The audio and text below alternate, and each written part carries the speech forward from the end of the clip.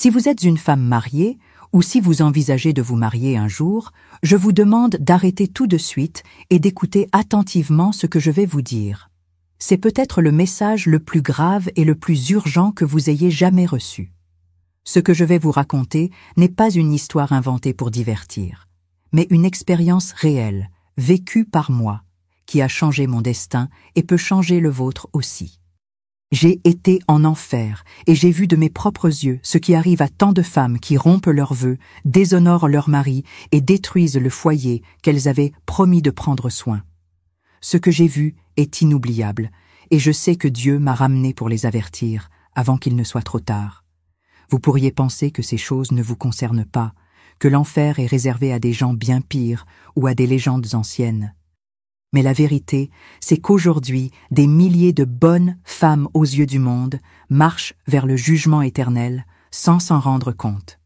Je le sais parce que j'étais parmi eux, vivant comme si rien ne pouvait m'atteindre, jusqu'à ce que je sois amenée à voir la réalité qui m'attendait si je continuais sur le même chemin. Peu importe que vous alliez à l'église, que vous chantiez dans la chorale ou que vous connaissiez des versets par cœur. Ce qui compte, c'est ce que vous vivez à l'intérieur de votre foyer, dans votre mariage, dans le secret de vos paroles et de vos actes. C'est ce que Dieu m'a montré. Le paradis et l'enfer ne dépendent pas des apparences, mais des choix quotidiens que nous faisons et des promesses que nous tenons ou non. Et quand la vie prend fin, il est impossible de revenir en arrière et de réparer ce qui a été fait. Je vous implore donc de ne pas considérer ce message comme une simple vidéo. Écoutez-le comme si votre âme en dépendait, car c'est peut-être le cas. Ce que j'ai vu est dur, douloureux et peut vous choquer, mais peut aussi vous sauver la vie éternelle. Tant qu'il est encore temps, il y a de l'espoir. Mais quand le temps s'épuise, seule l'éternité demeure, avec les conséquences de nos choix. Aujourd'hui, vous entendrez des détails qui ne sont pas faciles à assimiler. Vous apprendrez le sort des femmes qui ont utilisé la liberté comme une arme contre leur mari, qui ont échangé la fidélité contre un plaisir momentané et qui ont appris trop tard que Dieu prend au sérieux chaque vœu fait devant lui. J'étais en passe de devenir l'un d'entre eux, jusqu'à ce que Dieu décide de me montrer où j'allais. Si vous avez le courage de persévérer jusqu'au bout, vous comprendrez pourquoi je dis que ce message est un avertissement, mais aussi une opportunité.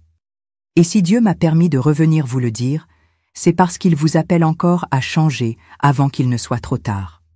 Maintenant, respirez profondément et préparez-vous, car ce que vous êtes sur le point d'entendre pourrait tout changer. Je m'appelle Elena, j'ai 50 ans, et ce que je vais vous dire ici n'est pas facile. Je ne le partage pas par fierté, mais avec le cœur lourd et le profond désir d'éviter à d'autres de vivre ce que j'ai vécu. J'ai vu de mes propres yeux ce qui arrive à de nombreuses femmes mariées après la mort, et ce n'était pas au paradis, mais en enfer. Je ne parle pas de rumeurs ou de rêves confus. Je parle d'une expérience réelle, claire et consciente qui a complètement changé ma vie. Peut-être êtes-vous marié, peut-être pas encore, mais si vous souhaitez l'être un jour, je vous exhorte à rester attentif jusqu'au bout. Cela pourrait sauver votre âme. Je me souviens que je me suis toujours considérée comme une femme forte. J'ai grandi dans un foyer où ma mère souffrait en silence. Je l'ai vue humiliée, méprisée et même agressée. Dès mon plus jeune âge, je me suis fait une promesse. Je ne laisserai jamais un homme me donner des ordres. Cette décision a façonné ma personnalité. Et même si je ne m'en rendais pas compte à l'époque, je construisais un piège spirituel pour ma propre vie. En me mariant, j'ai introduit cet esprit d'indépendance chez moi, mais ce n'était pas une indépendance saine. C'était de l'orgueil, de la dureté et un refus total de me soumettre à mon mari ou de l'écouter. Au début, mon mari était gentil, patient et affectueux. Il n'élevait pas la voix, me respectait et cherchait mon bien. Mais mon cœur était déjà fermé. Je portais de vieilles blessures qui me servaient de justification pour ne pas lui faire confiance. J'ai commencé à lui parler de toutes les manières possibles, à lui manquer de respect en public et à en être fière. Mes amis et ma famille me qualifiaient de « femme forte » et j'aimais cette image. Pourtant, à l'intérieur, un gouffre s'élargissait. La voix de Dieu ne trouvait plus sa place en moi. Au fil du temps, j'ai commencé à rechercher l'attention en dehors de mon mariage. D'abord, des conversations innocentes avec d'autres hommes. Puis, des rendez-vous, des dîners, et enfin, l'infidélité. J'ai menti à mon mari sans remords, je lui ai volé de l'argent pour le dépenser dans des choses frivoles, et pire encore, j'ai utilisé mes erreurs comme preuve qu'il n'était pas assez homme pour moi. Le péché était devenu une routine, et je ne m'en rendais même plus compte. J'avais l'impression de tout contrôler, mais en réalité, j'étais déjà prisonnière de quelque chose de bien plus grand que moi. Tout a basculé lors d'une nuit ordinaire. Il était environ 22 heures, et j'étais allongée à côté de mon mari. Il dormait. J'étais éveillée, les yeux fixés au plafond, quand j'ai ressenti quelque chose d'étrange. Une faiblesse m'a envahie, et j'ai soudain réalisé que je ne pouvais plus bouger. J'avais l'impression que mon âme était arrachée, lentement mais sûrement, et une peur indescriptible s'est emparée de moi. Je ne rêvais pas. J'étais complètement conscient. Et en quelques secondes, j'ai quitté ce monde. J'ouvris les yeux et me retrouvai dans un endroit sombre et suffocant, où régnait une chaleur qui semblait vivante. L'air était lourd, et j'entendis des cris si profonds qu'ils semblaient transpercer mon âme. Devant moi, des ombres aux griffes et aux yeux comme des braises se déplaçaient silencieusement, et je compris bientôt qu'elles m'emmenaient quelque part. J'essayais de résister, mais je n'en avais aucune force. À chaque pas, le son des cris devenait plus fort, et la chaleur semblait brûler de l'intérieur. Au fond de moi, je savais où j'allais, et il n'y avait pas de retour en arrière. À chaque pas, l'obscurité semblait plus dense. J'avais l'impression de descendre, même si je ne voyais ni marche ni sol. La chaleur n'était pas celle du soleil ou du feu de la terre. C'était une chaleur vivante qui semblait me haïr. Les créatures qui me guidaient ne parlaient pas, mais je savais qu'elles comprenaient parfaitement qui j'étais et pourquoi j'étais là. Mon corps spirituel semblait peser des tonnes, et mes pieds touchaient un sol rugueux, comme jonchés d'éclats de verre et de pierres tranchantes. J'avais envie de crier, mais ma voix ne venait pas. Seules des larmes brûlantes coulaient sur mon visage. En marchant, j'ai commencé à entendre des pleurs d'un autre genre. Ce n'était pas seulement de la douleur physique, c'était du pur désespoir, mêlé de regret. Je reconnaîtrais ce son n'importe où. C'étaient des pleurs de femmes. Le bruit devint plus fort, jusqu'à ce que finalement la vision s'ouvre devant moi. Un vaste champ sans fin rempli de femmes, liées d'une manière que je n'aurais jamais pu imaginer. Certains avaient des chaînes aux bras, d'autres la langue tendue et attachée à des poteaux chauffés au rouge. Certains avaient aussi les pieds en sang, forcés de marcher sur des pierres acérées. Soudain, une voix m'est venue à l'esprit. Ce n'était pas un son que j'entendais avec mes oreilles, mais quelque chose qui parlait directement à mon âme. C'est l'endroit réservé aux femmes mariées qui ont trahi, menti, déshonoré et détruit le foyer qu'elles ont juré de protéger. Ces mots me transpercèrent l'esprit comme des lames. J'essayais de lui dire que ce n'était pas ma place, qu'il y avait pire dans le monde, mais la voix en savait plus que moi. Elle connaissait chaque détail de ma vie, chacune de mes pensées et chacun de mes actes cachés. J'ai été entraînée dans une zone où des femmes marchaient en rond sur un sol recouvert de fer rouge et de verre brisé. Elles pleuraient, mais ne pouvaient s'arrêter. Lorsqu'une personne tombait, le sol lui-même s'enflammait et lui brûlait les jambes jusqu'à ce qu'elle se relève. Le cycle ne s'arrêtait jamais. La chaleur faisait miroiter l'air, et je voyais la peau s'ouvrir et se refermer comme si elle essayait de se régénérer, sans jamais y parvenir. C'était un supplice sans répit, sans soulagement. À côté de moi, je vis une autre rangée de femmes, la langue tirée, clouée à des poteaux de fer. Des démons passaient lentement, tenant de longues lames tranchantes, leur coupant la langue de bout en bout. Ils criaient, mais ils ne pouvaient pas retirer leur langue. Dès que la coupure se refermait, le processus recommençait. J'ai compris que c'étaient elles qui, par leurs paroles, humilient et détruisent leur mari, répandant mensonges et mépris au sein du foyer. Chaque coupure était comme un écho des paroles qu'elles avaient prononcées. On m'a emmenée dans un autre endroit, où des femmes étaient agenouillées, portant d'énormes sacs incandescents sur le dos. À l'intérieur, il y avait du charbon ardent. Le poids courbait leur colonne vertébrale jusqu'à ce qu'ils se brisent presque, et toutes les quelques minutes, un démon poussait plus loin, provoquant une brûlure plus profonde du charbon dans leur peau. L'odeur de chair brûlée se mêlait aux pleurs. Une voix intérieure me disait « Il porte le poids des richesses volées et d'un confort acquis sans honneur. » Je sus à cet instant que j'étais parmi eux. Lorsque la voix a parlé pour la 3e fois, j'ai eu l'impression que mon cœur était exposé. Elle a révélé tous les mensonges, toutes les trahisons et tous les actes d'orgueil que j'avais cachés, non seulement aux autres, mais même à moi-même. Il n'y avait aucun moyen de le contester ou de le justifier. Face à cette vérité, mes excuses du genre « j'ai été blessé par le passé » ou « il l'a mérité » se sont envolées comme neige au soleil. J'ai su, à cet instant précis, que ma vie avait été une succession de choix égoïstes, teintés d'orgueil et de rébellion. La voix continua. « Tu t'es moqué du rôle d'épouse. Tu as transformé ta maison en champ de bataille et tu as utilisé ta liberté comme une arme contre l'homme qui t'aimait. Vous avez rompu les vœux faits devant moi, et il n'y a pas eu de véritable repentir tant qu'il était encore temps. » Les mots étaient fermes, mais non criés. Pourtant, ils faisaient plus mal que n'importe quelle blessure physique. C'était comme si chaque phrase pesait davantage sur mon âme.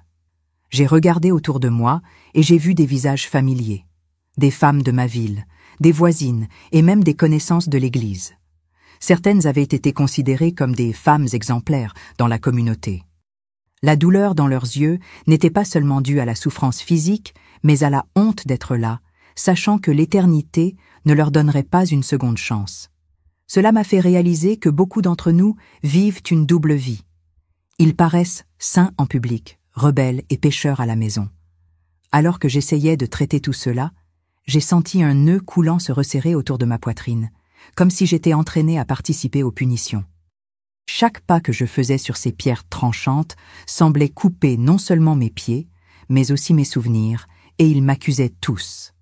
J'ai vu des flashs de moments où j'ai manqué de respect à mon mari par pur orgueil, d'occasions où j'ai menti pour dissimuler un adultère, et d'autres où j'ai utilisé les mots comme une arme pour blesser. Rien n'était caché.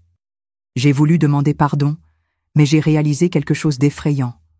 Là, le regret n'apporte aucun réconfort, car le temps du changement est passé.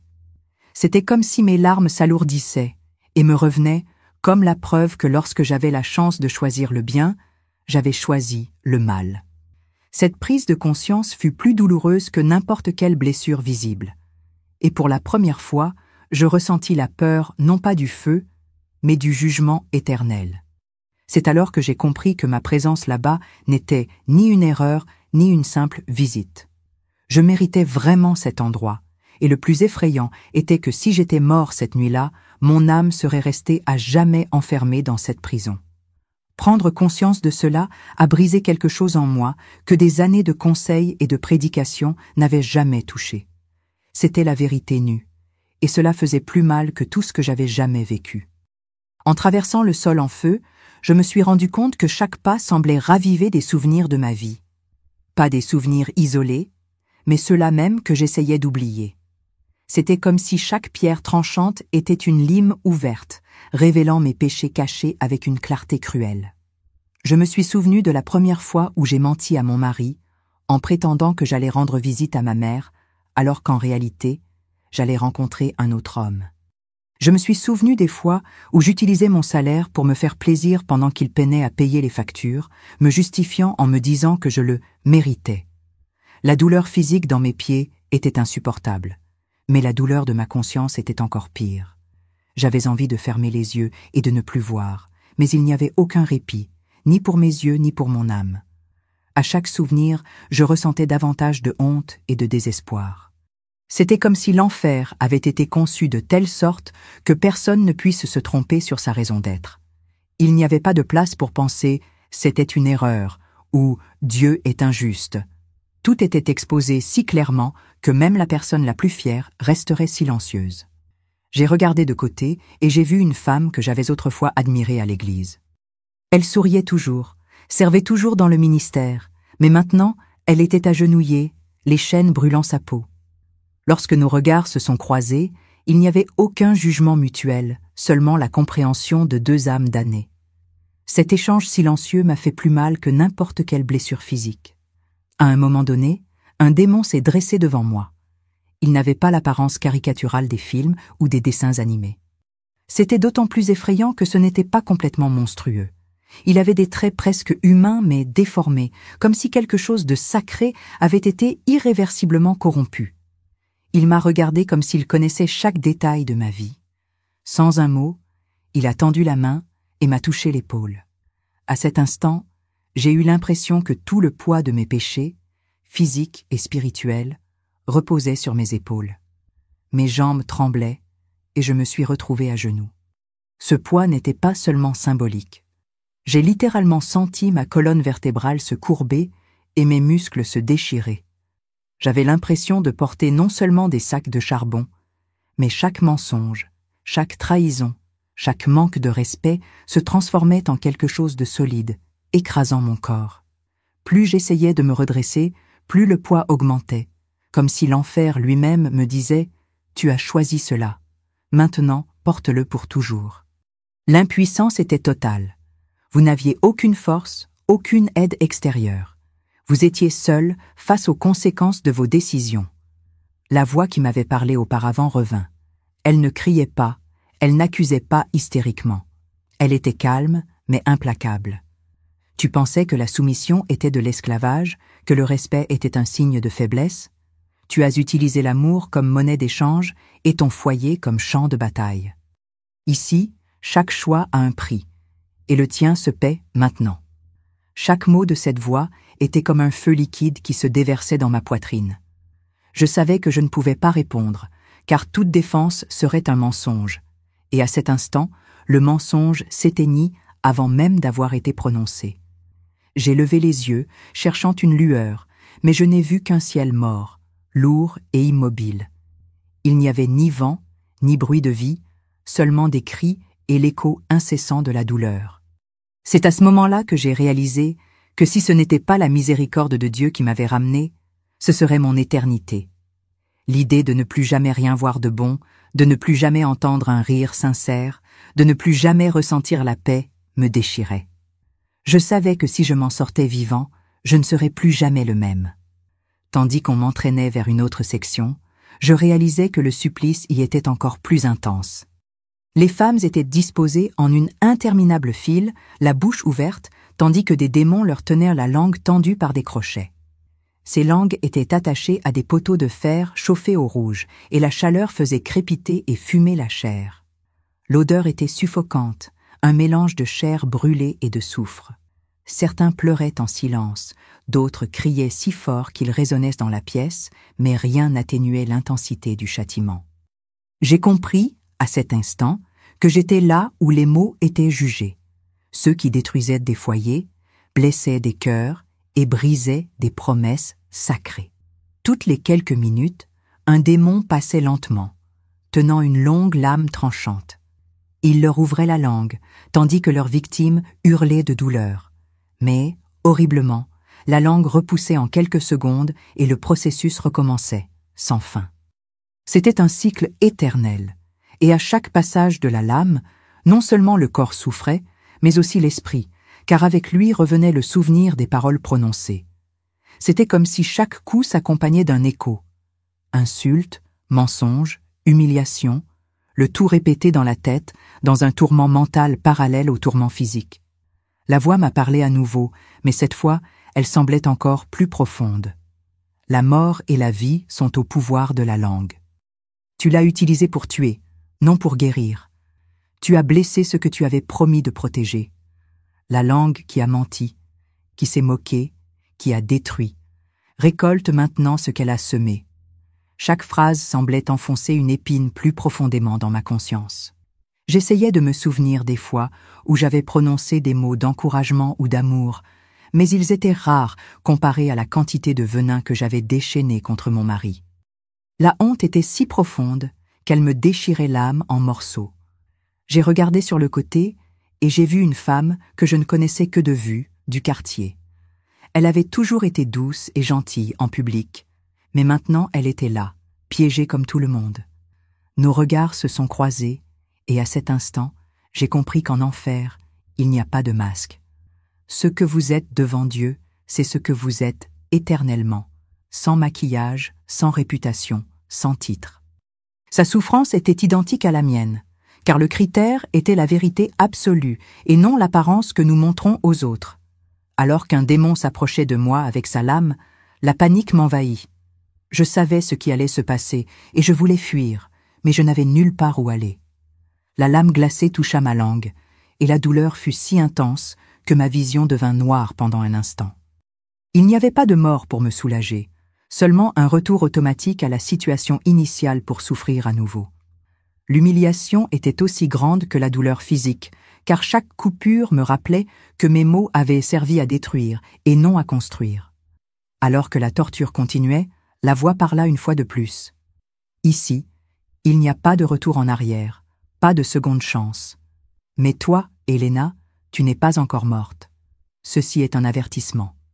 Prends-le au sérieux, car la prochaine fois que tu poseras les pieds ici, ce sera pour toujours. Ces mots m'ont frappé comme un coup de tonnerre. C'était comme si Dieu, dans sa miséricorde, me laissait encore une chance, mais je savais que cette porte ne resterait pas ouverte éternellement. En quittant cette zone, je fus conduit vers une zone encore plus sombre. Des femmes rampèrent sur le sol, portant d'énormes sacs sur le dos. Ces sacs étaient faits d'une matière épaisse et sombre, d'où émanait une lueur rougeâtre. La chaleur qui s'en dégageait était si forte qu'elle brûlait non seulement son dos, mais aussi l'air autour de lui, rendant chaque respiration douloureuse. Certains pleuraient doucement, d'autres hurlaient de soulagement, mais personne ne venait à leur secours. Au lieu de cela, des démons s'approchaient pour appuyer encore plus fort sur eux, enfonçant les charbons ardents dans leur chair. J'ai vite compris que ces sacs représentaient tout ce que ces femmes avaient volé. Pas seulement des biens matériels, mais aussi la paix, la confiance et l'amour. Chaque centime pris malhonnêtement, chaque avantage obtenu par la tromperie, chaque fois qu'elles profitaient de leur mari pour satisfaire des désirs égoïstes, tout cela était symbolisé là, transformé en poids et en feu. Peu importe que le vol soit insignifiant ou justifié, selon le jugement de Dieu, c'était un vol, et il avait un prix éternel. Un démon s'est approché de moi avec un sac. Lorsqu'il l'a placé sur mon dos, l'impact m'a fait tomber à genoux. La douleur a été instantanée et totale. Le poids était si lourd qu'il semblait écraser mon âme en même temps que mon corps. J'ai essayé de me lever, mais la chaleur me brûlait de l'intérieur, et chaque tentative de soulever mon torse ne faisait qu'alourdir le sac. J'ai entendu la voix dire « Tu as porté des futilités et des vanités comme des trésors.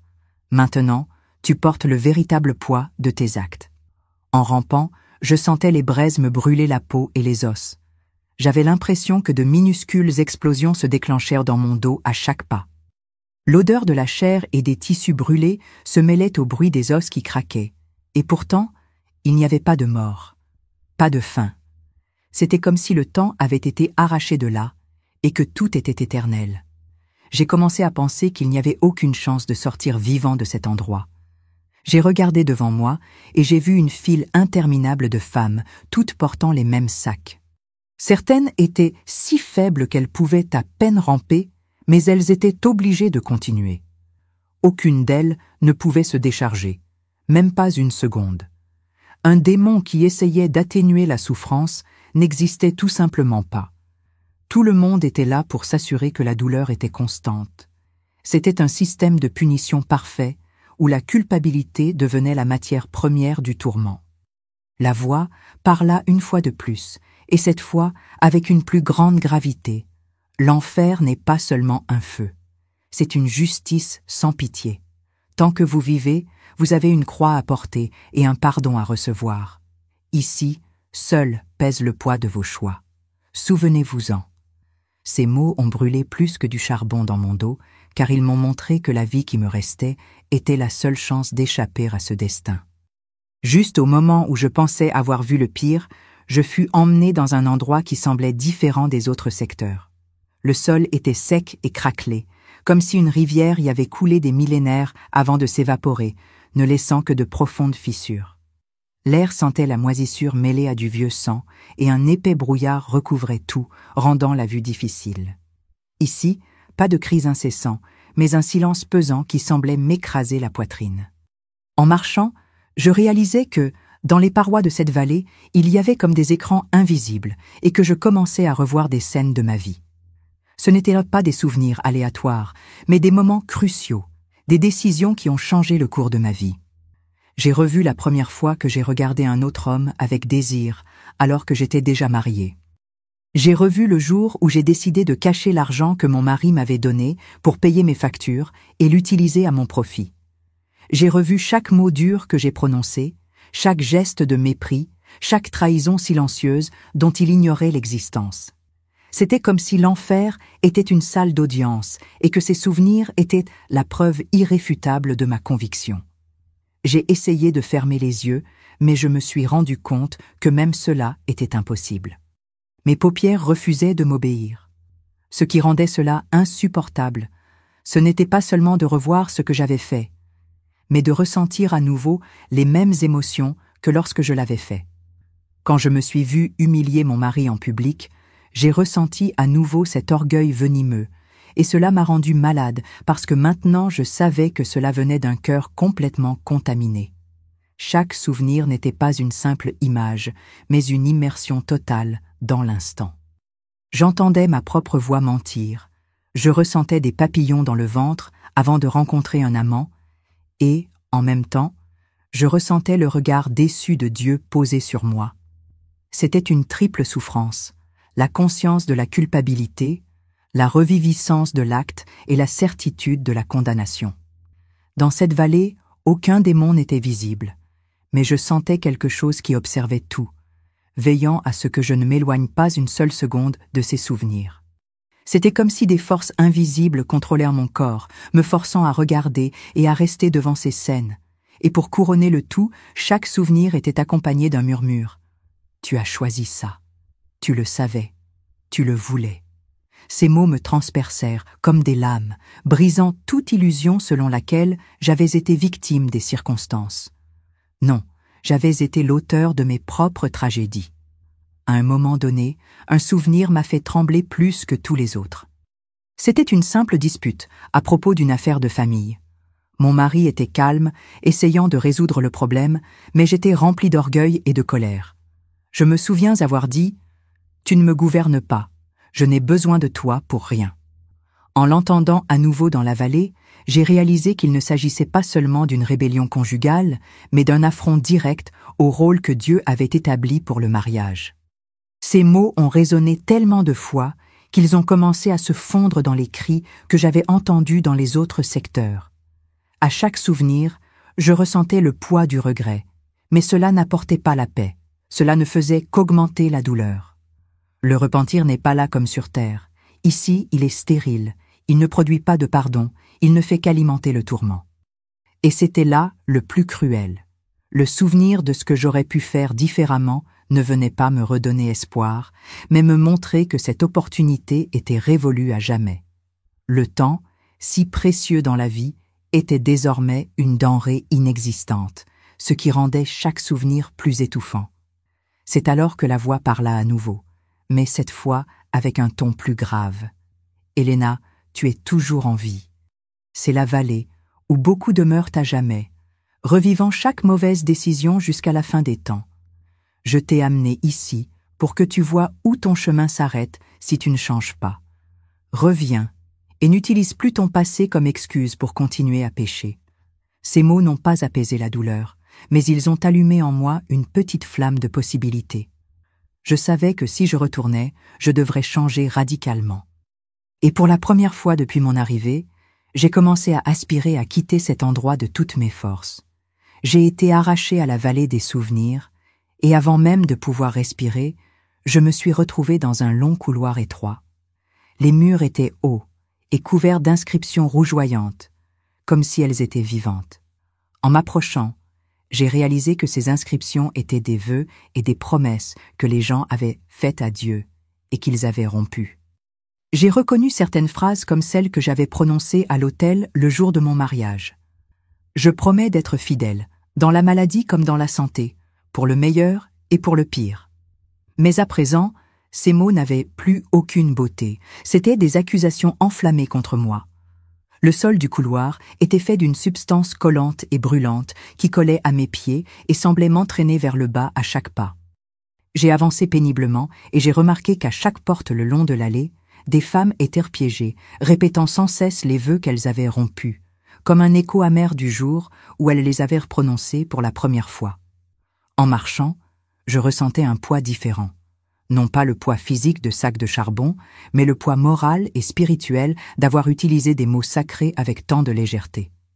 La voix dit « Le mariage est plus qu'un contrat humain. C'est une alliance devant moi.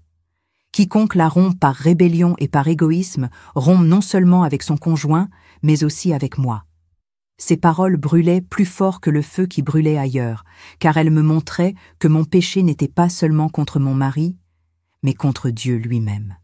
Je passai devant une porte où une femme répéta en pleurant « J'avais promis de t'honorer, mais j'ai choisi de t'humilier. » La douleur sur son visage était la même que celle que je ressentais intérieurement.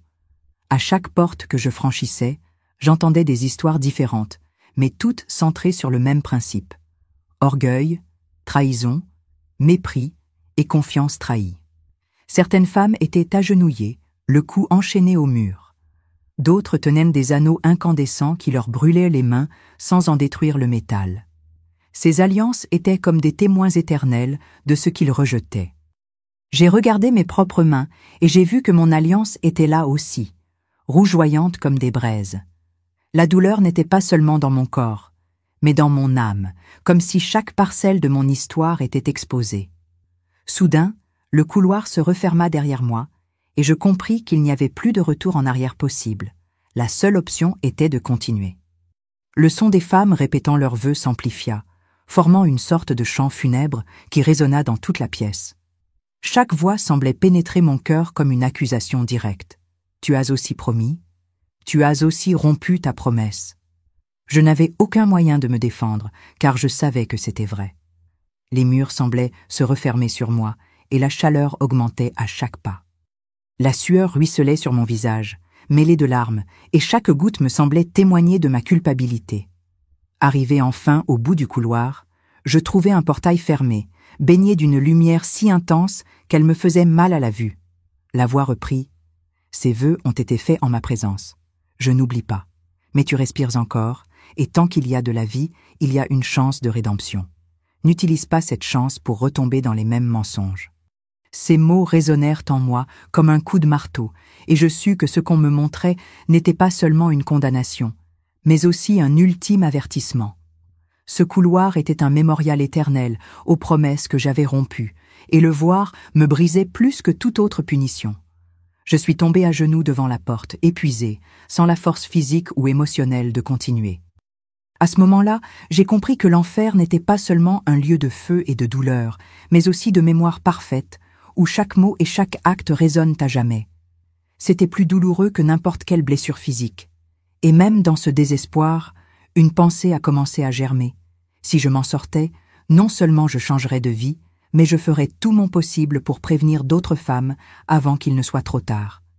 En franchissant la porte de la salle des serments brisée, je fus projeté dans un vaste champ, éclairé uniquement par une lumière rougeâtre émanant du sol lui-même. C'était comme si le sol lui-même était vivant et palpitant, respirant la haine. L'air était lourd et chaque respiration me donnait l'impression de déchirer mes poumons. Au centre du champ se tenaient des rangées de femmes, toutes le visage haut, l'expression mêlée de colère et de désespoir. Leurs cous étaient liés par des colliers de fer rougeoyants, et chaque fois qu'elles tentèrent de baisser la tête en signe d'humilité, le fer se contractait, les brûlant jusqu'à ce qu'elles hurlent. La voix, qui semblait maintenant plus proche, dit « Voici celles qui ne se sont jamais inclinées, ni devant moi, ni devant la vérité. » Je compris instantanément. C'était le chant de l'orgueil. En marchant parmi eux, j'ai remarqué qu'ils avaient tous une posture fière, mais leurs yeux trahissaient une douleur sans fin. L'orgueil, qui dans la vie semblait être une force, était maintenant une chaîne qui les maintenait debout contre leur volonté, brûlant sans cesse. Certains tentèrent de se libérer de leur collier, mais plus ils tiraient, plus le métal incandescent pénétrait profondément leur chair. Je reconnus des gestes qui avaient été les miens autrefois, le regard méprisant, le froncement de sourcils face à une correction, le refus d'admettre une erreur. C'était comme se regarder dans un miroir qui reflétait non pas son apparence physique, mais l'essence de son âme. Dans un coin, j'ai vu une femme agenouillée, essayant désespérément de baisser la tête, mais le collier brûlait si fort que des morceaux de peau et de muscles se déchiraient. Elle pleurait, mais ne pouvait s'empêcher de résister. La voix m'expliqua, « L'orgueil, c'est plus que s'exalter soi-même, c'est refuser de se laisser modeler par moi. Ici, il devient ta propre prison. » Ces mots m'ont profondément touchée, car je savais que j'avais souvent rejeté la correction divine, choisissant plutôt de suivre ma propre volonté. Et maintenant, je voyais clairement où cela me menait. Le champ semblait infini. À chaque pas, de nouvelles femmes apparaissaient, portant les mêmes colliers et la même posture rigide. Certaines étaient jeunes, d'autres âgées, mais toutes partageaient le même destin. La chaleur du métal dans l'air me brûlait la peau, même sans collier. J'avais l'impression que l'environnement lui-même voulait me rappeler que si je retournais à ma vie et n'abandonnais pas ma fierté, ce serait ma place pour toujours. Cette prise de conscience était si lourde que je sentais mes jambes trembler, non pas de douleur physique, mais de peur. Je savais que pour sortir de là, je devais admettre quelque chose que je ne m'étais jamais dit. J'étais fière, et cela me tuait spirituellement. Tandis que cette pensée se formait, la voix s'éleva. Reconnaître n'est pas la fin. Se soumettre est le début. Cette phrase est restée gravée dans mon esprit. Il était clair qu'il ne suffisait pas d'avoir peur de l'enfer. Je devais renoncer complètement au comportement qui m'y avait conduit. En quittant ce champ, je me suis retournée et j'ai vu les interminables rangées de femmes prisonnières de leur orgueil.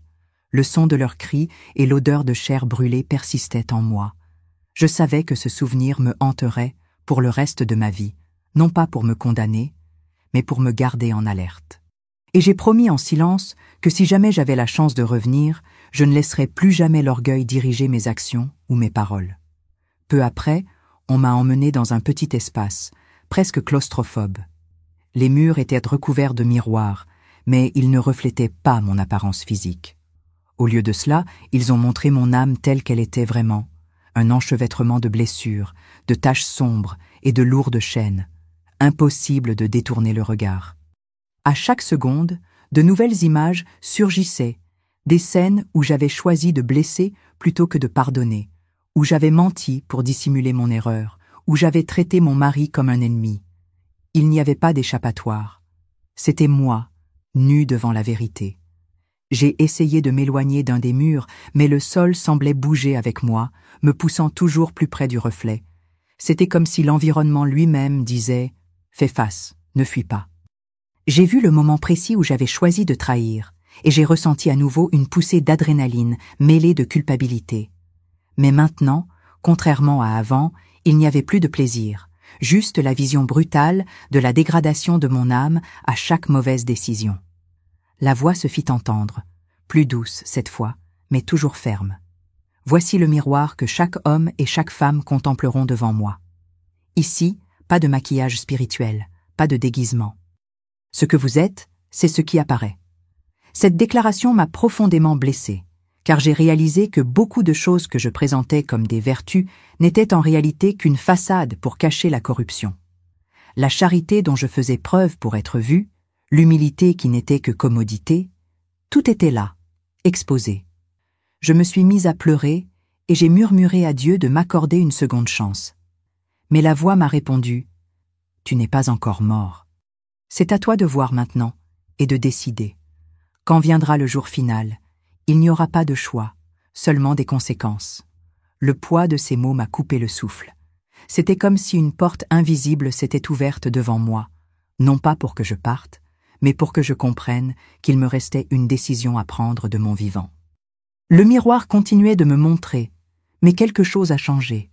Au lieu de simplement voir ce que j'étais, j'ai commencé à voir ce que je pourrais devenir si je me repentais sincèrement. J'ai vu une version guérie de moi-même, avec des marques qui ne me condamnaient pas, mais témoignaient de la grâce de Dieu. J'ai compris que cette image n'était pas garantie, mais une réelle possibilité si je choisissais de changer radicalement. Cela m'a donné un mélange d'espoir et de peur. Lorsque le miroir s'est finalement éteint et que les murs sont devenus noirs, j'ai eu l'impression que quelque chose en moi avait été irrémédiablement brisé. Je ne voulais plus vivre de la même façon. Et même si j'étais encore dans cet état de tourment, j'ai réalisé que mon cœur commençait à crier non seulement pour la délivrance, mais pour une véritable transformation. Après avoir quitté la galerie des glaces, j'ai eu l'impression d'être transporté dans un lieu unique. Le chemin était étroit, bordé de précipices enflammés qui s'étendaient à perte de vue. L'air était chaud, mais il n'y avait pas de flamme visible. C'était une chaleur invisible, comme si elle venait de l'intérieur de l'âme elle-même. À l'horizon, j'aperçus une sorte de vaste porte, faite d'ombres et de lumières entrelacées. Chaque pas vers elle était lourd, comme si des forces opposées tentaient de me retenir. Je savais que c'était une frontière, non pas celle de l'enfer, mais celle de mon destin. La voix qui m'avait accompagné tout au long du voyage s'était tue maintenant, et ce silence m'emplissait d'une appréhension plus grande que n'importe quel cri de condamnation. Alors que je m'approchais de la porte, j'ai commencé à entendre des sons venant de l'intérieur, des rires, des chants et quelque chose qui ressemblait à de la musique, mais avec une harmonie si pure que mes larmes ont commencé à couler de manière incontrôlable. C'était un son que je n'avais pas entendu depuis des années, un son qui me rappelait des moments de paix avec Dieu avant que le péché ne me chasse. Mes jambes tremblaient, non pas de douleur ou de peur, mais de savoir que je me tenais à un seuil entre deux éternités et qu'il me restait encore une chance de choisir. Derrière moi, les cris et les tourments dont j'avais été témoin semblaient m'appeler à revenir, comme si l'enfer lui-même ne voulait pas perdre une âme sur le point de s'échapper. Soudain, j'ai senti une pression dans mon dos, comme des mains invisibles essayant de me repousser. Le poids était si réel que mes pieds ont commencé à glisser, me rapprochant du précipice. J'ai regardé en arrière et j'ai vu des ombres se déplacer rapidement avec des griffes tendues et des yeux comme des braises. L'instinct me poussa à crier le nom de Jésus de toutes mes forces.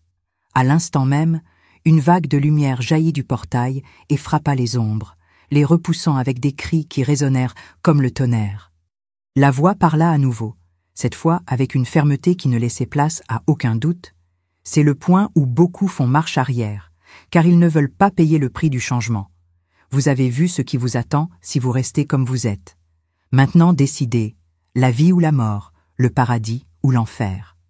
Chaque mot résonnait en moi comme gravé dans mon cœur. Je savais que je ne pouvais pas franchir cette porte en emportant avec moi l'orgueil, les mensonges et l'infidélité. Ils devaient mourir avant que je puisse passer.